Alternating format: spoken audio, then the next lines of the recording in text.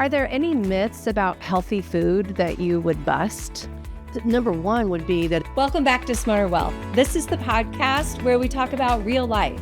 We talk about real change and how to navigate it all without losing our minds. We have such an exciting conversation today. My guest is super close to my heart. It's my mom. So Tina Graham, she's the co-founder of Fatefully Fed and founder of Healthy Sprout, an organic kitchen and medicinal cuisine business that's rooted in the belief that food can nourish us at the cellular levels, but not just our bodies, but also our hearts, our minds, and our spirits. Without further ado, let's start the conversation.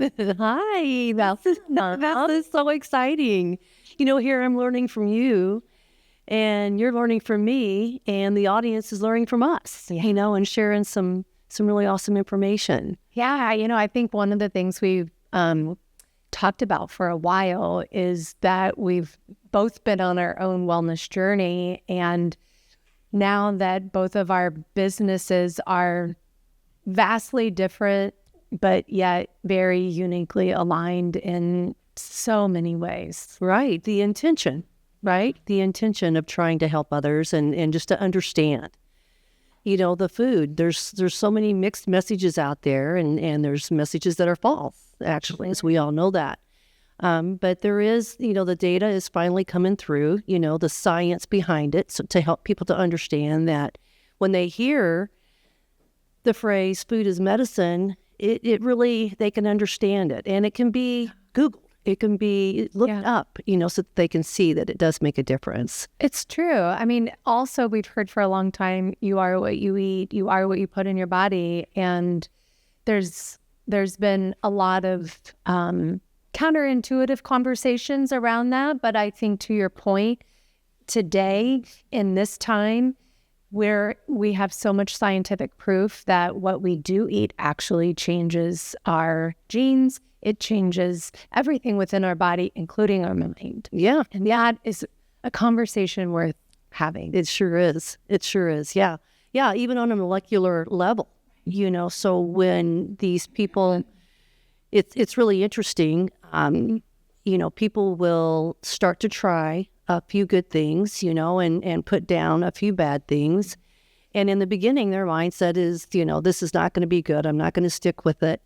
And they just try a few things. Sure. And it begins that journey. And they're like, you know, I do feel bad when I eat that. Mm-hmm. And so they can start shifting a little bit. And then your body will automatically go to what makes it feel good. Yeah. And then you'll respond to that. So, and again, once again, the information's out there. There's so much great information like this. You know, we have so many people trying to, you know, tell their story of health, you know, and maybe lack of. Okay. And then their story stirs somebody else, or maybe they can relate to that story, you know, whether it's diabetes or, you know, heart conditions or lack of energy and so forth. Yeah, I think one of the things we talk about all the time is our own wellness journey is so personal to us, but yet there's a community out there that we need to know that we are a part of and that we're not on it alone. Our stories might be different, they might be similar, but at the end of the day, no matter what it is, we need support by our side, and we need confidence that we can do this and that we are not alone. Yeah, and that you can find the answers. The answers are out there. Yeah. You know, so many, like you said, it's a personal journey, and it is. But there's so many people who have, they think that they're alone. They have, you know, docs have told them there's nothing wrong with them, that it's in their mind, and they have physical symptoms. They know something is wrong with them. Yeah. And again, that taps into the intuition that we have. And there probably is, you know. Sure. We have to listen to our body, right? Yes, we do. And sometimes our body doesn't speak very loud. There are small changes that are happening, and we think, oh, it's just this or it's just that. Right. Until it gets so loud and big things go wrong. Right, right. That's right, exactly. So, you know, once again, going into when we can have this information and we can have places to go to help us with food and diet, and even prepare it for you. or teach you about it as well, teach you how to cook good food, once again, with just a few tweaks here and there to begin your journey. It's really becoming easier for people to help themselves heal and to let their bodies help to heal itself. Absolutely. Yeah. So why don't you start to tell us a little bit more about your journey and where food and healing came together and started your journey? Okay. Well, I guess let's go back. I mean, just like when all the kids were home and we were everybody's working and going to school 40 hours a week. And, how do you feed, your family healthy meals when you come in and you're just wiped out? And so there was always a chicken in the crock pot, right? Chicken in the crock pot, Okay. And so, we didn't eat perfect, and there wasn't this big, I want to call it a movement, right? This big awareness that there is now. Right. But we did eat good because it was non-processed food. I mean, Dad had to have his chips, right? Mm-hmm. Still has to have his chips. Everybody needs potato chip. No, come on. Once in a while. That's nourishing us in other ways. Exactly. But so even back then, I tried real hard, to feed you kids and how it made a difference with us. And then to fast forward with that, I went back to school after my last child, and I went into radiology. And so I studied to be a rad tech, and then I went into CT and mammography and specialized, and I ended up at the cancer center. I was in the nuke med division, and I did CTs in nuke med, and we really saw a lot of patients struggling, and a lot of them were going through therapies, whether it was chemo or radiation or both, and they couldn't eat. They just could not eat. And one real sweet little lady would come in, and she was probably down to about 83 pounds.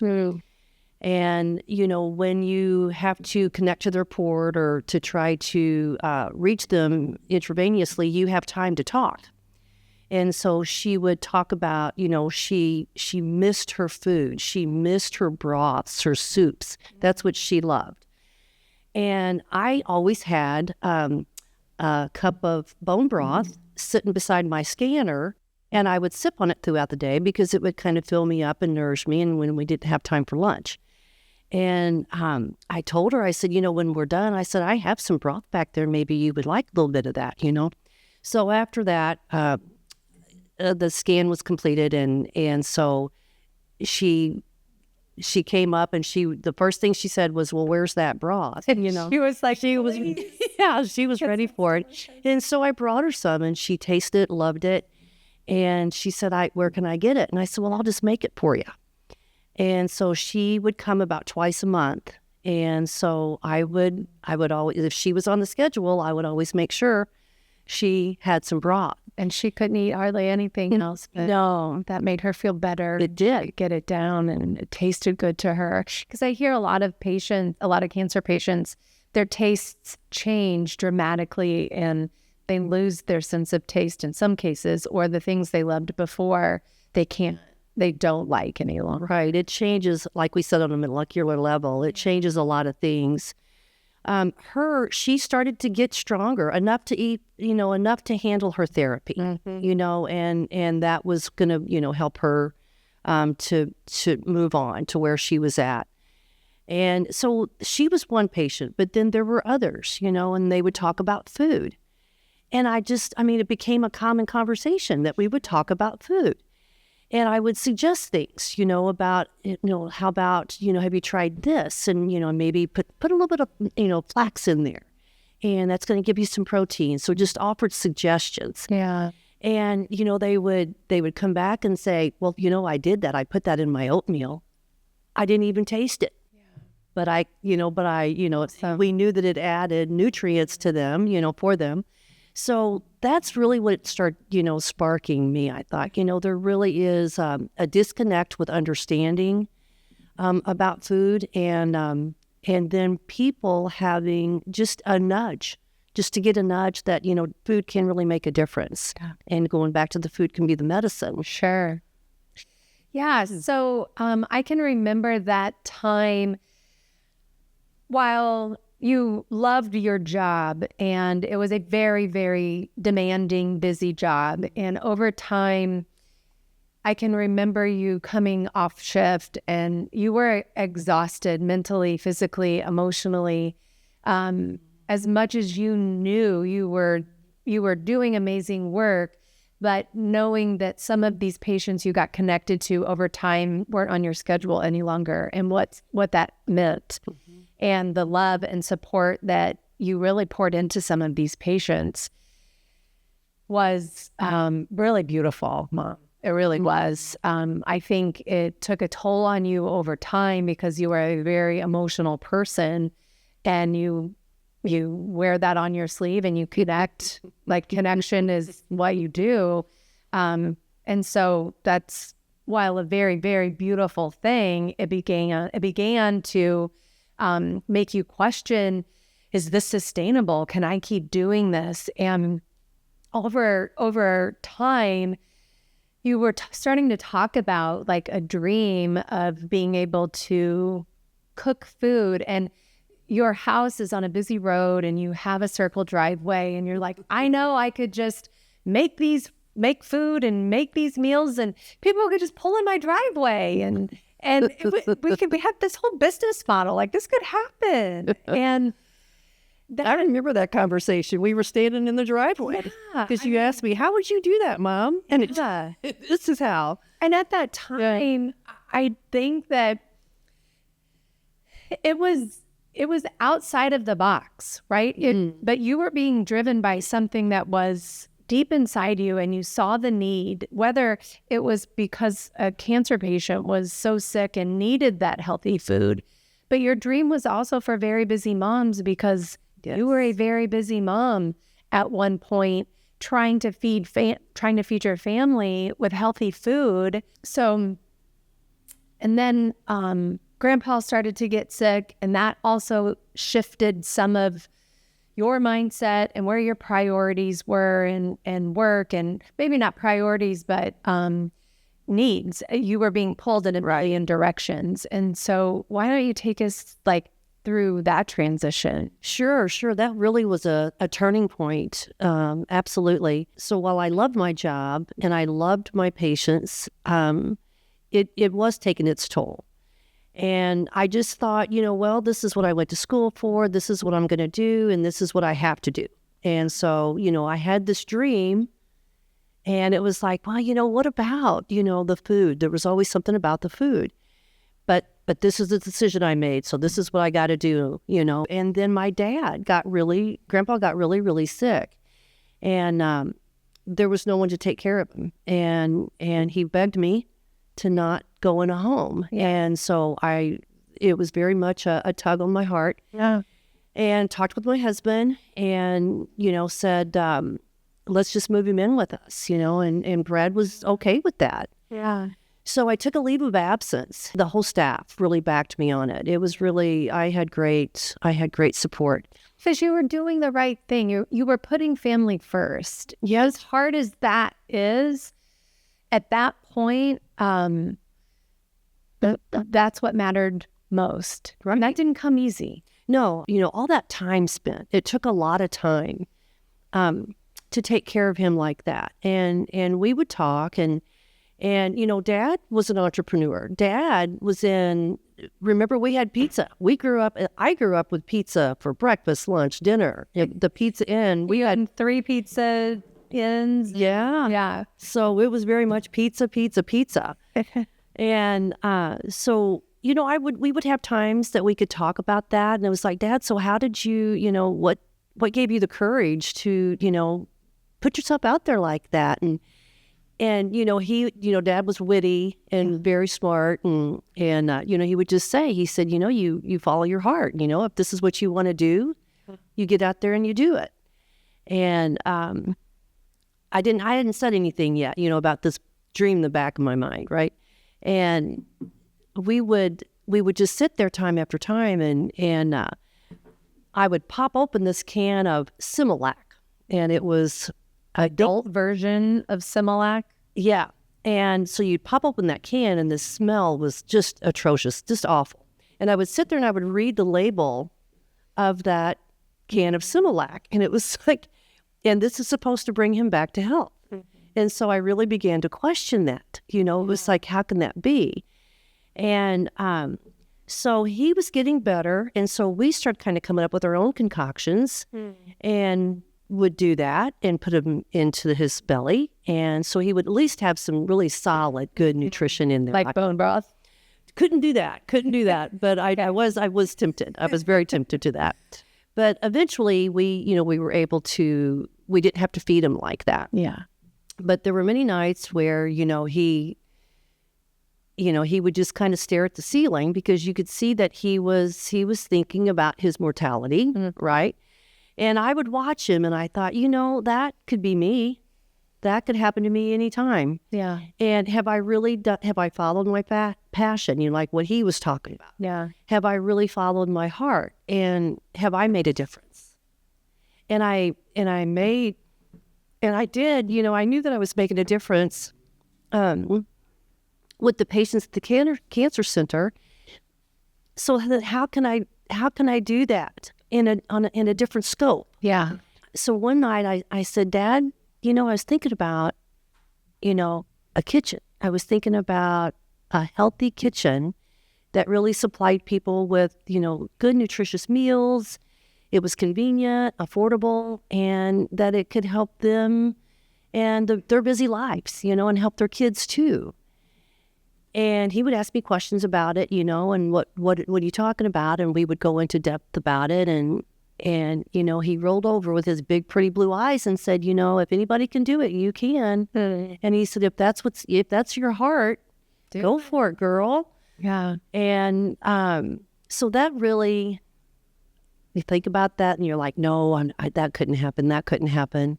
But it did. And I think that's where it kind of became this nudge. And I felt like it was a godly nudge. Yeah. Because it just wouldn't leave me. And I mean, ideas kept on flowing in, and it was like, this could become reality. This could make a difference. And once again, thinking about the patients, the caregivers of those patients, they couldn't take care of their kids because they were taking care of their sick one. Yeah. And so it was like, gosh, if they could just have some meals, if they could pull out of the freezer that we knew were good, clean meals, we could do something with that. So the wheels really started turning. Yeah. So it sounds like the shift, like that's where that shift happened emotionally. It also happened spiritually. Yes, very much so. And that sure did. This new business was started formed. Yeah. Yeah. And so it, I got to the point where, my wonderful boss, Linda, said, you have to make a decision. Yeah. 6 months had gone by, your job is waiting for you and we want you to come back, but you have to make a decision. Yeah. And I said, I'm not going to come back. I'm going to do something different. And so started this beautiful journey. It sure did. So a friend of mine knew a friend, and she actually knew she was a nutritionist. She was very, very knowledgeable with food, and so she was from California, and so she came in and she kind of had the same ideas that I had, and so we collaborated and started Faithfully Fed. Yeah, amazing, and it took off. It took off like wildfire.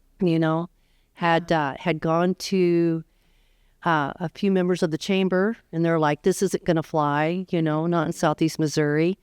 And it took off. It's such a beautiful story of, number one, leaning into your purpose, because I think over time our purpose changes, right? We're different seasons in our life. And also as a community, to your point, not all communities are ready to take what you need to give. And the business community wasn't ready to hear what you had to say, because on every corner in our town, there's fast food everywhere, Yeah. and like in any town, right? And so you were changing the way people were thinking about healthy food, but they could also get it fast, Conveniently. had it prepped. And the beautiful thing, I it's funny because at first it didn't happen out of your house, but there was a place in town that was literally the busiest corner in our town. And there happened to be this sweet little spot, and you knew the owner of that property. So along with your friend, the nutritionist, and the owner of this property, it was very orchestrated in a divine manner. It really was. And there's a lot of things that happened as far as equipment and things like that, because we had no startup money. Yeah. And we didn't want to go borrow a bunch of money. And so we're just going to call them divine happenings that brought things together that just kept on progressing that business. And in no time, actually in less than a year, we had an established clientele, we had a proven concept, and we had people lined out the doors, and in fact, we were working so hard, we couldn't keep up, and so it was interesting, and it was beautiful to see this thing take off like that. And but it also proved that people were ready. People do want to eat good food. They do. And this was back in 2015. Yeah. And that a lot of things have changed, since then, as far as forwarding the information. Yeah, I think too, and I don't want to speak broadly, say that this is the culture in a lot of small towns, but sometimes it just feels like there are more options in a larger urban setting, where you might have a clean kitchen of sorts or a clean eating cafe. And so for this town, it did seem outside of the norm. Worth highlighting is that these are, you and your partner at the time were two women who were very focused, very determined, and very sure about what you were doing. And you didn't let all the no's stop you. And that's a message that I think is also worth celebrating, on top of the beautiful idea of this medicinal cuisine and food as medicine. You were two women who were unstoppable. You were strong in mind and spirit, and you said, no, we are doing this. Do it or die. Yeah. It was going to happen. And I think that's like, that mindset also helped people get behind you, because you proved yourself very quickly. And then people were like, oh shit, they're doing something. Oh, maybe I need to pay attention. Yeah. What is this? People are talking about this. This is all of a sudden everywhere. Yeah. Facebook followers, that just, took off and everything like that. And then, the other interesting part with all that too, people would come in, and here's a story. This is a beautiful story that kind of proved it too. So what you mentioned earlier, that it was more mind, body, spirit. It's not just food. It's just not a restaurant. It's truly about trying to help people, help themselves, help their families, so forth. It was a mother and 3 daughters, and they were from up north, and they had heard about Faithfully Fed. And so they came in, and they're enjoying their food, and they had questions when they ordered and everything like that. So the food was brought to them, and they were enjoying it. And I'm busy running around. And then at one point I looked at the table, and so the mom's crying, one of the daughters are crying, and I'm like, oh no, what's happening? So, I go over there and ask, talk to him. And the mom was just so excited and so touched that it was the first time that her and her 3 daughters could sit in the same restaurant and eat a meal together, and what that meant for them, and what that meant for them as a family, and how that fed their soul, that fed their bodies, but it fed everything about them, everything. And so that was so moving. And then again, that was another key point of that we were on the right track, and that people are ready for this.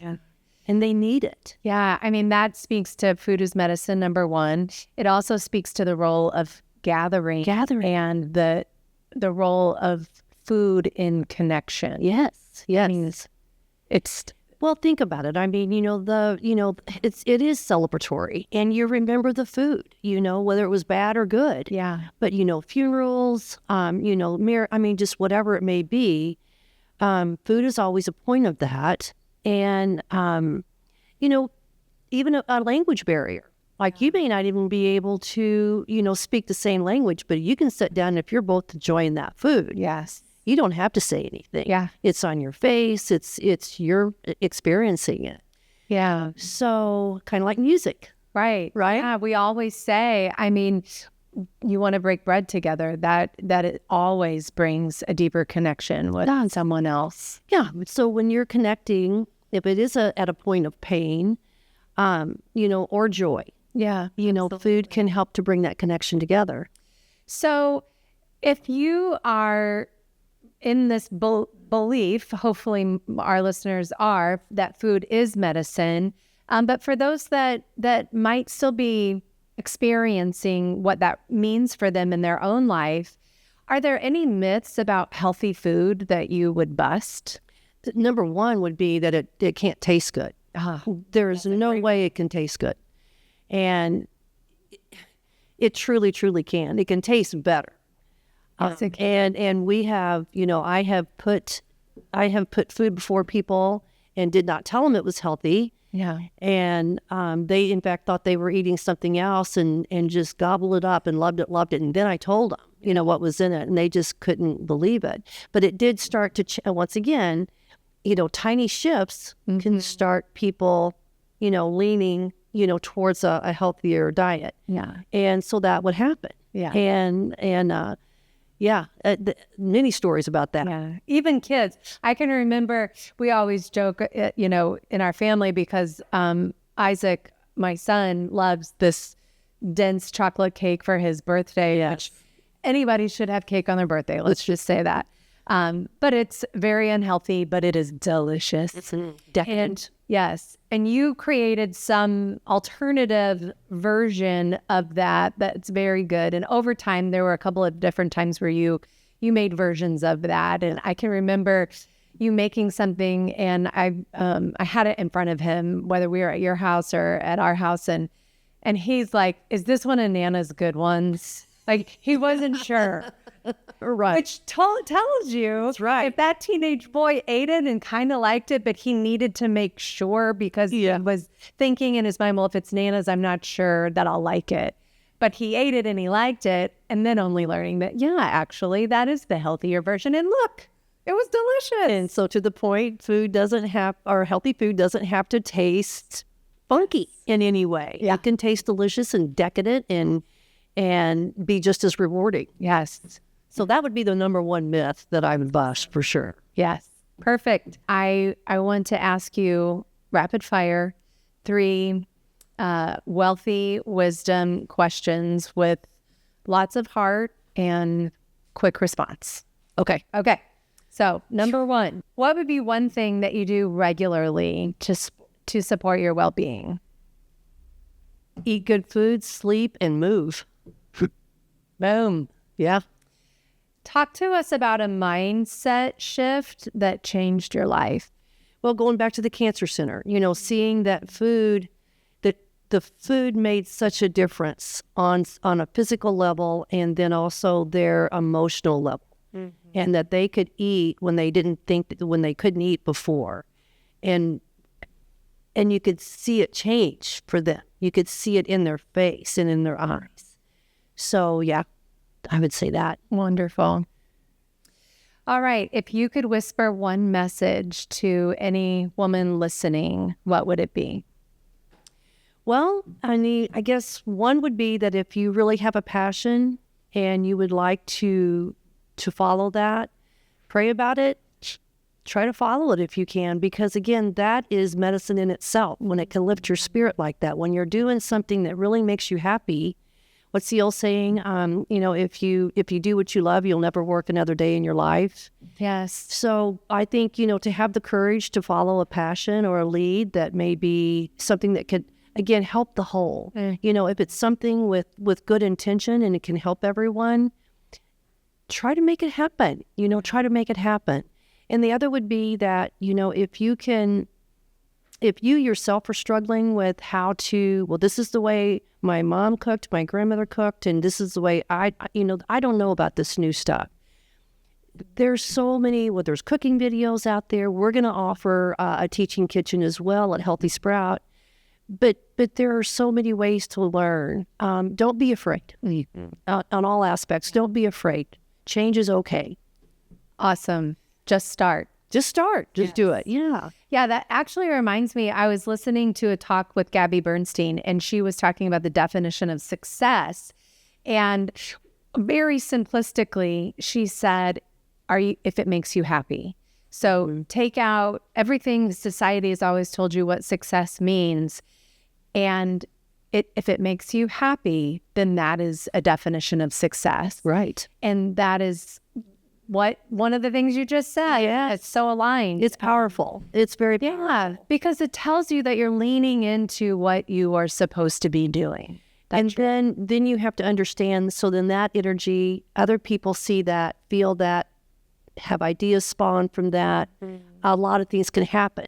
Yeah. So it's really important. And if we're happy, other people, we can share that and they can Receive it too. Yeah. It radiates. It does. What a fun conversation, Mom. I love this. I know. Thanks for coming. I know. So if you want to learn more about Healthy Sprout and what my mom is up to, then you can go to healthysprout.com. Her current website is under construction, so stay tuned because it will be here very soon. And for anybody else, we would love to have your support if you are into this healthy living and wellness wisdom, then please join us. Join us along this journey and this path. Subscribe to our podcast on YouTube or Apple or wherever you get your podcasts. And don't forget to join us at SmarterWellth.com, where you can follow any of our show notes and blogs that follow any of our podcast episodes, plus a wealth of information that will help you on your own personal wellness journey. Thanks for tuning in.